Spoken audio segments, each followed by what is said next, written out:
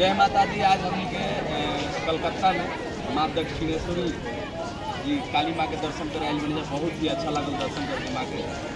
भैया भी बानी साथ में, सनी भैया, संदीप भैया, राजू भैया, कुणाल जी और विशाल जी। हमने भैया कल हमने के रांची में शो रहे, रांची के शो सफल हुए। बाद कलकत्ता में जब माँ के दर्शन बहुत मैंने पहला बार दर्शन करके दिल धन्य हो गया। भैया बोली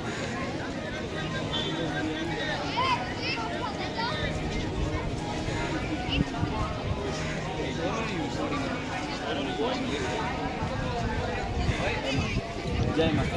अब हमने के जाए जा माँ के दर्शन भाई धन्य बंद कर दी, बंद कर दी। प्रसाद धर्म धर्म धर्म धर्म ऐसे बनाते रहिए ना। दुकान में कोई नहीं।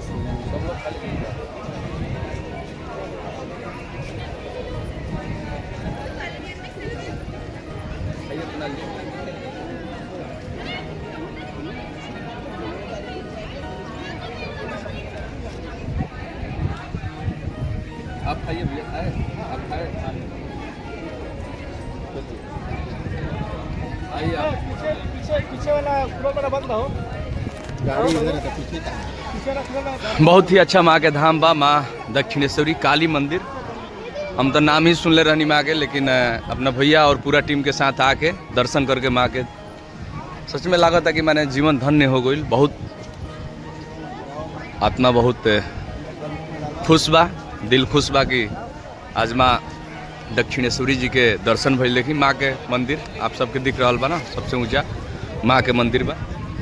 आप सब भी अगर कलकत्ता आवत नहीं तो आप सब भी दक्षिणेश्वरी माँ काली के दर्शन आप सब जरूर करी। आप सब के भी जीवन धन्य हो जाई। कहें कि माई में बहुत अलौकिक शक्ति बा, ये हम सुनले रहनी पहले, लेकिन ओकरा बाद आज माँ के दर्शन करके ही आभास भी हो गई कि माँ के सच में बहुत शक्ति बा। कहें कि मंदिर में प्रवेश होला के बाद आदमी भक्तिमय हो जाता।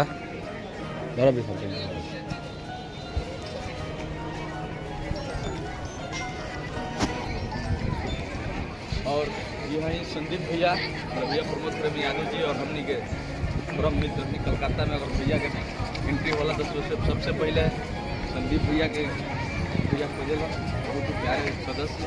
अपन सब काम धाम छोड़ के यहाँ के भाग गए भैया के सेवा बड़ा ही खुशी होता है। माँ के दर्शन करके हम तो माँ के नामे सुन ले रहने जामने के, लेकिन आज पहला बार दर्शन करके हमारी जिंदगी लगा तो सच में धन्य हो गई। अगर आप सब भी कभी कलकत्ता आवे के आप सबको मौका मिले तो आप सब भी जरूर माँ दक्षिणेश्वरी जी काली मंदिर माँ के मंदिर बा, आप सब भी दर्शन करिए और आशा ना भरोसा बा कि जीवन धन्य हो जाए। अब वीडियो से विदा ले। जय माता दी। जय